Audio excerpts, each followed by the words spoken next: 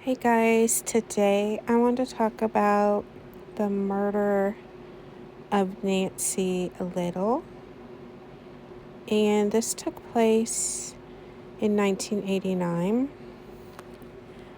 And it was not only the murder of Nancy Little, but the murder of her unborn baby, who was actually due in just 1 week.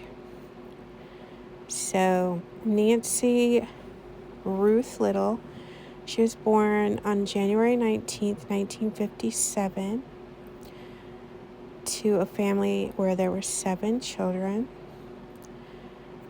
She lived in Memphis, Tennessee, and she graduated high school in 1975. She was about 6 feet tall, and at one time she wanted to be a model. So she worked second shift at a post office, and that was on Elvis Presley Boulevard. So a lot of you, like me, who maybe the only time you went to Memphis was to go to Graceland, it's on Elvis Presley Boulevard. So she worked at a post office there on Elvis Presley Boulevard, second shift. And she fell in love with one of her male coworkers. So he was married, but he told her that he was separated. And in reality, though, they were not separated. So that's the problem I see, like, on some of these dating apps, because the men will say that they're separated, or they won't say anything. But if you ask, they'll say, oh, well, I'm separated. They'll act like, they're sleeping in separate rooms and they're getting a divorce and all that, from what I hear from my friends that are on the apps. So basically, that's something that we all need to look out for. Is my advice would be, don't date a man until he is divorced. Like, the divorce is final, and you can, like, look it up in public records and make sure that that's true. But however, that's beside the point.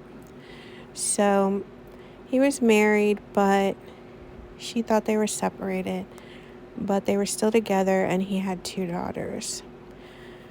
So she had told people she wasn't sure if he was going to be in her life or not, or in the baby's life. But there's no timeline of when she told him that she was pregnant. So, I don't know. She might have been one of those people that could hide her pregnancy, and maybe she didn't tell him till the week before her baby was born. Or she did tell him right away, and he acted like he was okay with it, but then again, she wasn't sure if he was going to be in her or the baby's life. So it kind of makes me think that she didn't tell him right away, because I feel like she would know how he felt about it. But in every article I read, it says she was unsure how he was going to feel about it. And so I don't know that he knew about it. But she was going to name the baby Brandon if it was a boy, and Brandy if it was a girl. So she had all these plans. She was going to live with her sister after she gave birth. But at the time, she lived in an apartment by herself. So she dropped her mother off from work. She picked her mother up at work every day at 3. She dropped her mother off and stayed at her mom's house till about 6. And then she went home. This was on October 8th, 1989. She called her mom and said she made it home okay, and that she was going to go to bed soon, and stay in for the night. So, this was like around 7 on October 8th, 1989. So, 24 hours later, about at 6 p.m., neighborhood children found Nancy's body in her car on Slate Road. And apparently it's not really near her apartment, and she didn't know anybody in that area. The strange part of it is Nancy's was face down in the passenger seat with her head on the passenger floorboard, her pregnant belly on the seat, and her legs were behind her into the back seat. So the autopsy, I've heard two different things. I heard she was strangled, and I heard she was, that she died of positional asphyxia. But they do rule it a homicide. Now, they don't know how she got in that position, but I've been thinking about it, and I feel like I've kind of figured it out. So basically, they think she might have been in the passenger side because a lot of her injuries are on the left side of her body. So it's like somebody who's driving is hitting her with his right hand, and he's hitting her left side. And most of the injuries are on her torso, and her rib was broken. So in my opinion, it might be someone like the father of the baby who's trying to hit where the baby is to kill the baby.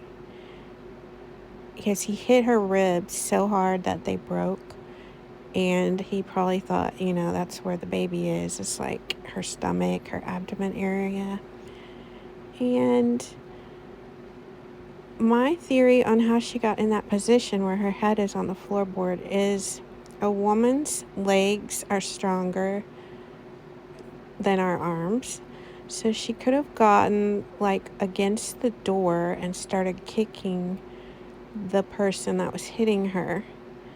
And he could have grabbed her legs or pushed her head down, which caused her legs to go in the back seat if it was a bucket seat. And then as he's pushing her down, he might have just kept pushing her down to control her. And in the process, he is actually killing her.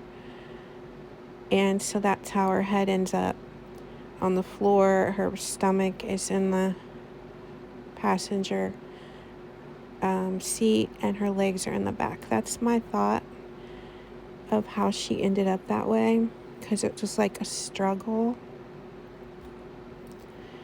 And she's trying to fight him off, but her arms are not strong enough. And she wants to protect her baby. So I think with her leaning up against the car door and using her legs, she's protecting her baby, and she's kicking him, which is what she'd get more results from that than hitting him. So my opinion is that the baby daddy did all this. Unfortunately, they don't have any evidence, but he did fail a polygraph, and his alibi is his wife. So, his wife might even be okay with him killing her, because his wife might be like, oh, I don't want this woman ruining my marriage and my family. So, I don't think it's any mystery who killed her. I wonder if the police, interviewed him right away and possibly could have seen if he had any injuries from her fighting back. But they do have some DNA, and I hope, like, with time, maybe it can prove that he did it.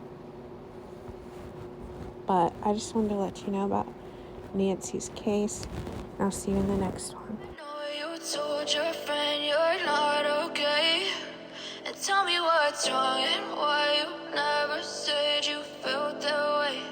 And guess you're trying to stay strong and fake a smile until